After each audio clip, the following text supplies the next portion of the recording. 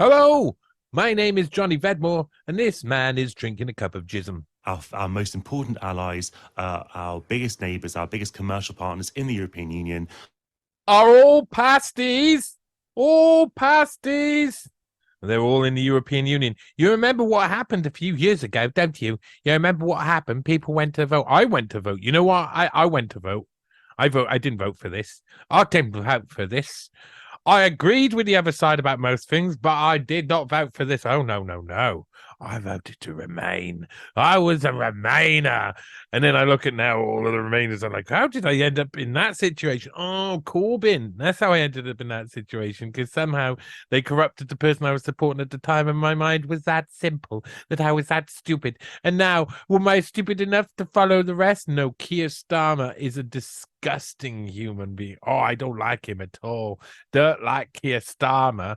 He looks like, oh, he's got such smooth, sweaty face, and he is definitely not working class. That's the most important relationship. The Conservatives have blown it to smithereens, and it's going to have to be Labour's job to rebuild those vital relationships. Is that the Conservatives? It's not. I mean, Brexit was across a divide. The divide meant that Boris Johnson got in with loads of votes from Labour heartlands. So it's not true. It's not the Conservatives. There was a load of people who were naturally left-leaning Labour socialists who were disgusted by the behaviour of the EU. The front of the Observer, I'm sure, is going to ruffle God, look at this guy. few feathers, because the headline reads, Labour wants new EU links in a reset of foreign policy.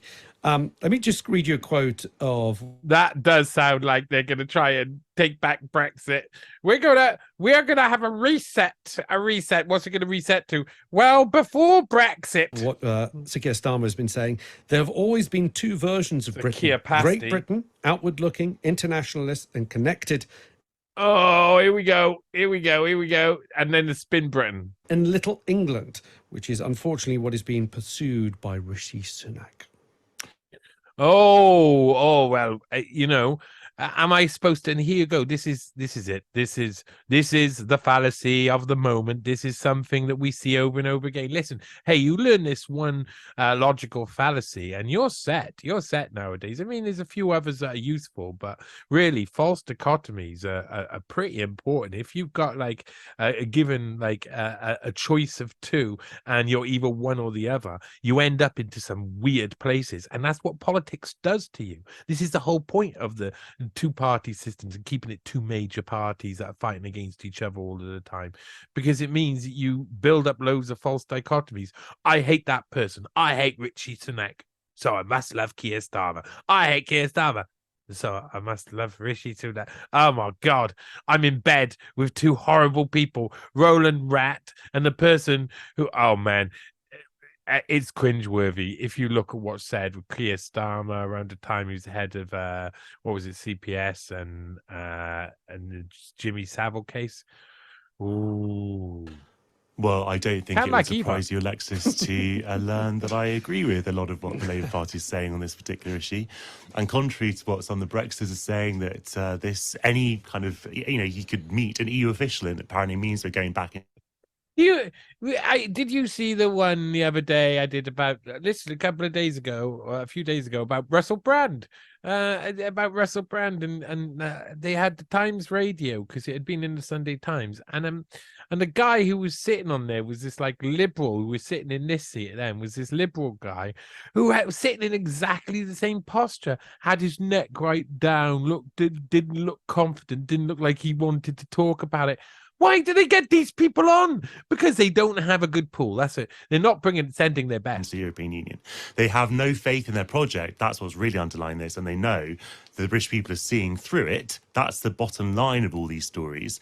But really, Labour is being... This guy looks so much like Jacob Rees-Mogg. I can't stop seeing Jacob Rees-Mogg. I get like Jacob Rees-Mogg or something.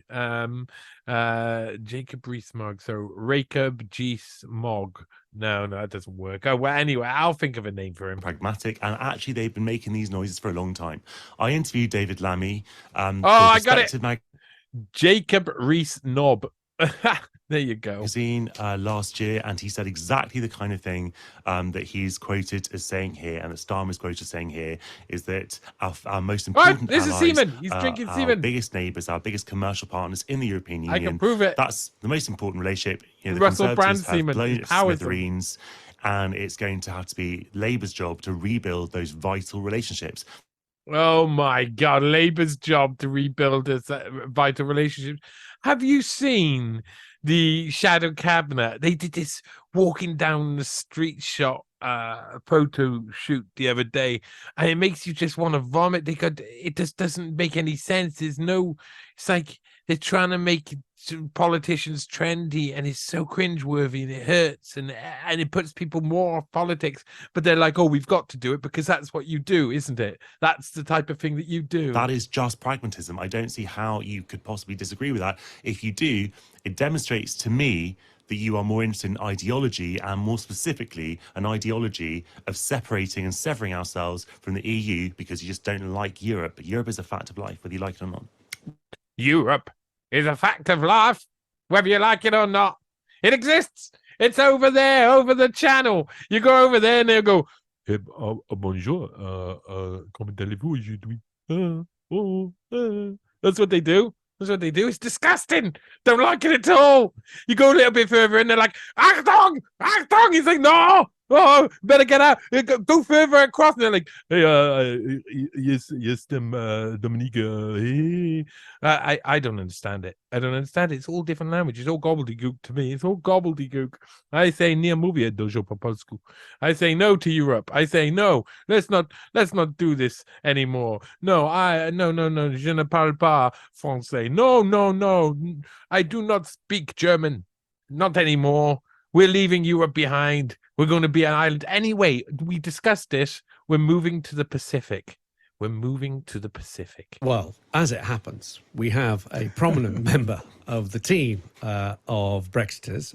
Nick used to be Chief of Staff to Dominic Raab, a Department for They're all giggling. Who? He worked for Satan. The EU. What do you make of Labour saying, look, we want to have regular discussions with the EU? This is something that the EU, by the way, do on a biannual basis, I think, with biannual other countries such as the US. And actually not biannual, bilateral summits are conducted regularly with the US, China and Canada, Australia and Japan. Shouldn't the UK also do the same? I don't think there'll be any problem with talking to the EU. Can I just drift back, if I may, for a moment, that the idea that all Conservative and Brexiteers are little Englanders, because it's a lovely soundbite and Jonathan is very colourful in the way he presents. But no, they're all, I want to go and live in the Pacific, but we can't do that. So let's just bring all of our business over there. I don't mind a bit of that. I like papayas or whatever grows over there. I love it. Love it. Yeah, okay. I like atomically affected squid. Why not? But I don't think... I never said that. I don't think... To be fair, Sir Keir Starmer said it, not Jonathan. I didn't say that. Okay. Nuclear the two of us have been confused. But the reality is, you know, it is a government that has gone out and tried to forge new trade agreements. I think it's that CPAC, which is the one in Asia. They formed agreements with Australia. They are working damn hard to get an agreement with India, one of the largest economies. So... Yeah, but it's one of the largest economies. It's like, there's a problem with it's not like the people have got a lot of extra money to spend in places like India, have they? And they're developing countries, so they want to bring stuff in, but they want to sell their goods more than anything. So that's a payoff. It's a buy. You know, it's backwards and forwards. However, I have loads of Indians who live in my community. Loads of them. I mean, loads of them. 5 years ago, it was like 1 or 2 Indians, and now it's just like loads of Indians everywhere. Very nice people. Very nice people, you know. They leave you alone. However, they only marry into each other's family, which is like, it's like, you know, you see, oh, okay, they'll definitely always have their separate community. They go back to India, they have a wedding, they come back with their bride or their groom, and it multiplies. And so everybody who's there will go away and come back, and they will double. So it's like it's a growing population. Okay, That's fine. That's normal. But those cultural differences do make a difference. Now, one of the things, and I've tweeted this out recently, one of the things that I'm worried about, it's happened twice now, is I walk with my dog off the lead, and my dog's tiny little, like, Chalky. She's a Chihuahua Yorkshire Terrier who cross, and she is lovely dog, Bella Boo Boo. She's just really nice. She doesn't really often bark at people. And multiple times she stopped in front of Indian people, and instead they get panicked. They look like she's going to attack them, even though she's just sitting there, and they run out into the road backwards. It's happened twice now. The last time I had to shout at the woman like she was a dog to stop. I'm like, stop. What are you doing? What are you doing? Step back. You're going to kill yourself for a dog that's just sitting in the pavement that's the size of your foot and isn't saying anything. It makes no sense. So there is cultural differences, and those cultural differences cause problems when Indian people throw themselves out in traffic instead of seeing a small little dog.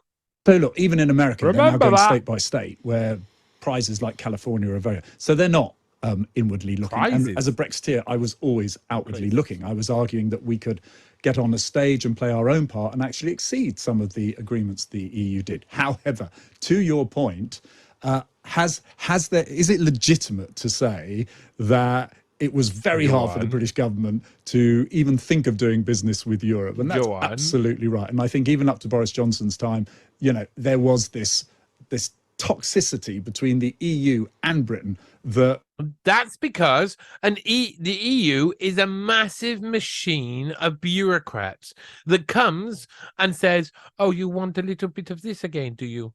Okay, have a little bit of this, and then we swallow you up, swallow you whole, take you in all different types of ways. That's what we've been trying to do for years and years. I mean, the Europeans took the whole country a long time ago. Glorious revolution. Go back to when William and Mary just suddenly turned up and decided they were running the country. Start to see that the monarchy that runs the country is actually not from this country. We've been run by Europe for a long time. Toxicity, yes, they keep putting it in the back of us, if you know what I mean. Both could blame each other for not talking. Rishi Sunak's actually moved the dial on this, and he's moved it very hard with his Windsor Agreement, and you look at Horizon. So I think Labour are fighting a bit of an old war there, and I would urge them, if I was advising them, but I'm not, that actually is sniffing his finger. Sense that they are playing to any sense that they are playing them, but I'm not, that... Right, okay. He's sniffing the back of his fingers there. Where do you think he's put his finger? Why do you think he's sniffing the back of it? He's kind of like done this a lot. He's covering up his face a lot. I'm trying to do it. It doesn't make much sense. So ring on his outside finger. Anyway. Actually, any sense that they are playing back to the EU, particularly in terms of immigration, is going to be electorally a difficult thing for them in the so-called red wall, because people do not believe that the numbers for immigration should be set by Europe. It was one of the reasons many people, I know you're going to challenge that, but it was one of the reasons many people did vote. I didn't. Yeah, damn right. Why would we? I mean, come on. If they're gonna, we're an island. Do you know we're got bonus being a nation that's on an island? We're real bonus. And we just give that bonus away. It's like, oh, you're selfish you're not like the rest of us, so you have to homogenize until we're a nice big super state. Then what does the super state? Well, the super state isn't a country. The super state is part of global community, isn't it? The globalism. But it's one of the many reasons people did vote for Brexit, that the numbers and the control should be set here. But there's a world of difference between free movement of people and irregular migration. And, you know, Starmer, and I disagree with a lot of what Starmer says. It won't surprise you to learn. And I also think that we should be accepting a lot more refugees than we do. But all this talk about the EU sort of oh my God, this guy is so wet. It's like, we should be accepting many more refugees. And then they just send across economic migrants. And then they say, oh, well, we've got a problem, haven't we? Oh, we got a problem. But send more. We got a problem. Hey, we're reaching the limit. Send more. Why? Oh, Galurgi. I mean, nothing. How many people the UK will receive? It's just a Tory spin. This is going to be a negotiation that Starmer is proposing with the EU to determine how. No, wait. I gotta just say that he said it's just Tory spin, but Tory spin is when the head boy in Eton turns you round. Everybody knows that. How many asylum seekers Britain should take as part of a returns agreement, because we still have this sort of cakeist attitude with any kind of relations with the EU, where the EU, the Conservative government says or expects to get everything it wants, and the EU will have to shoulder Well, I don't think they do. stuff. Horizon has shown that, because But that's the thing. If you think, I'm proud of my country, I think we got a lot to give, so the EU's got to give us something to have that, then you're respecting yourself and your nation. He's going, oh, we expect to be better off than them because we can argue and fight and stand up for ourselves. We should capitulate, shouldn't we? We should capitulate eventually, just a little bit over here and a little bit over there. Let's take in more refugees, economic migrants, whatever. Governments had to pay heavily. Well, that's it's a positive development. But obviously, if you're going to negotiate a returns agreement with the EU, then clearly you're going to have to offer something in return, and clearly that will involve taking your fair share, which Britain should be doing, because Britain's an important, rich country that has the capacity and taking your fair share, that's not happening. Come on, everybody who's around, who lives in poorer areas, can see that, and who lives around live around things like hospitals and stuff, can see there's a massive influx of migration all of the time, and on top there's more and more, and on top there's more and more, and people aren't going to put up with it forever. Do you know what happens when eventually the cup gets full? Because it's happened before, over and over again in history, where people and indigenous people feel threatened and something happens. That is happening all over the world, all over Europe, all over. There's an indigenous populations, and it can only be pushed too far. Stop filling up the fucking water. But there's the debate, I think, Jonathan, because I think the idea that Britain is not taking its fair share of asylum seekers into this country is wrong. We've had programs that have done it very successfully: Syria, Ukraine, to name a few. We even had the existing family pass route for people with asylum. It's taking hardly any people. It's taking hardly any people. Hardly any people. They've maybe taken 10,000 or something, hardly any people. They should take every person. We should have the whole of Syria and the whole of the Ukraine in Britain right now. And we shouldn't live in the Pacific. We should what we should do is we should cut our country in half for global warming's sake, and then everybody lives on the moon. Well, look, I think we've done something like 500,000 since 2015. I think I'm happy to be sense checked on that. And the Afghanistan program. But the point I would make is that decision is being made by the British government. If you enter into an agreement, of course, there's give and take. But that effectively means if the agreement says the EU quota you will accept will be 100,000 or whatever it may be, that is an agreement the country is going to be invited to sign up to. I'm saying that I don't think the politics make that a very attractive option for Keir Starmer to plant his flag on. Well, he is right. Listen, he is right. Because at the end of the day, they won't plant their flag there. And if they do, they'll lose. That's the way it goes. If you say, oh, yeah, all right, we'll allow the EU to do this. What it is taking back a vote that we had. We had a referendum. It was decided, winner takes all, winner took all. Now they're like, I love you, EU. We just want to be hit by them, spanked by them a little bit. That's all. Just let them spank us a little bit, will you? The fundamental point is that the government is failing on migration, and the British people can see that, and that we always say that Starmer isn't saying what he'll do, and we just don't know what the Labour programme is, and we have to give him credit, whether you like it or whether you like him or not, that he is at least proposing something. I do. What? You have to give Keir Starmer credit if you like it or not, because he's at least proposing something. What type of sentence is that? What type of sentence? You gotta love Keir Starmer. You gotta love him because he's doing something that he's going to do, and he has to do, and he wasn't going to do it, was he? Well, of course he was. What?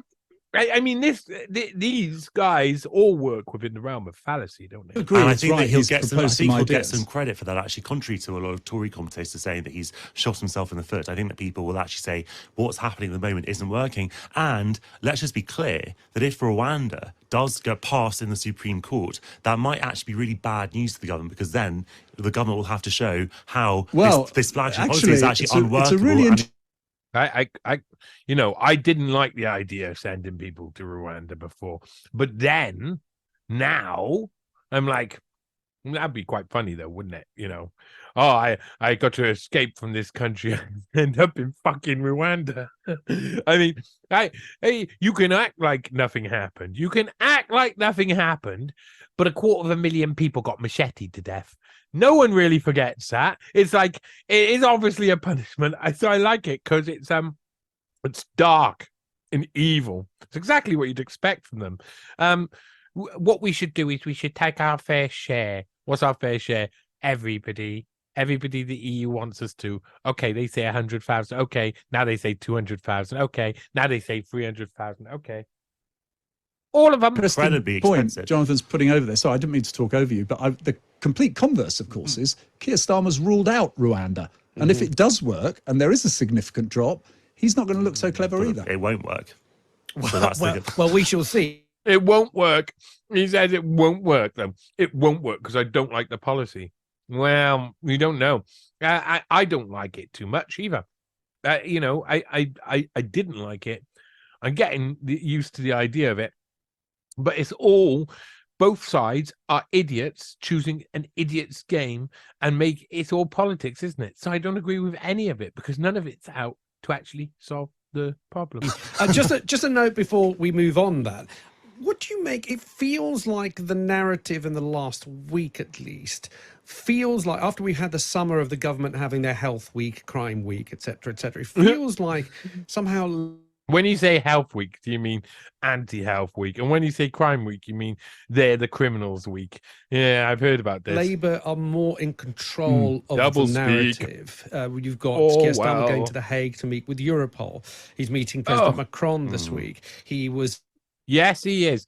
Yeah, he's going around and he's meeting all the European guys and saying, I want to be in bed with Europe, because he's setting himself up for next year and the election that's probably going to be called. I don't know when it's going to be, but sometime next year, probably. In Canada, it feels like Labour are starting to set the agenda in the political debate. Is that a bad thing for the Conservatives, Nick? Or can they just get on? Set the agenda. There's only going to be a certain amount of things every single election: immigration, the NHS, and basically that's it. I'm saying, well, you can do all that, but we're running the country at the moment.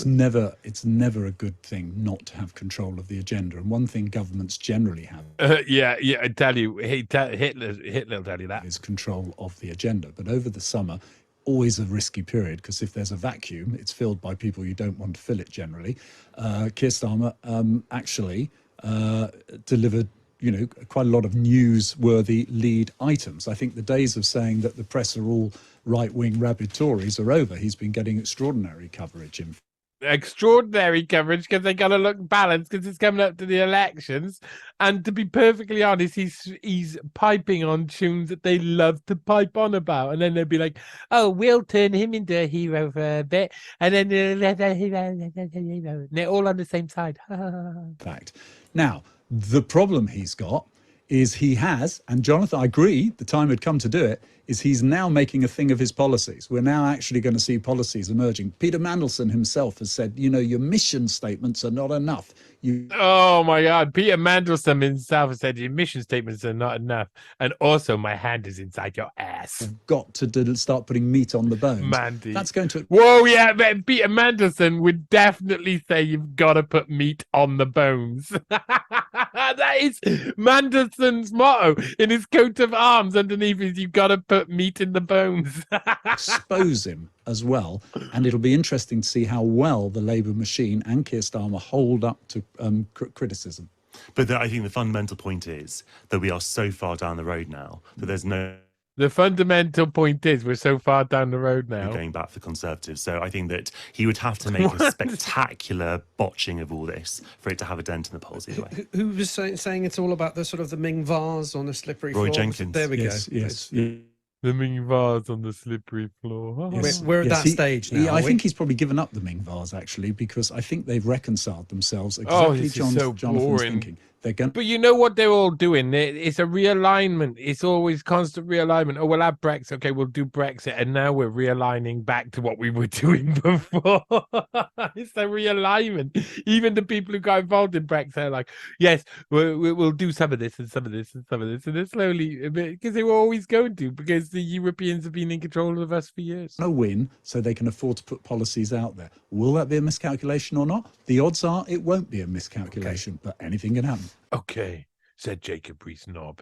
Times Radio, some of the worst stuff out there. Yes, some of the worst stuff out there.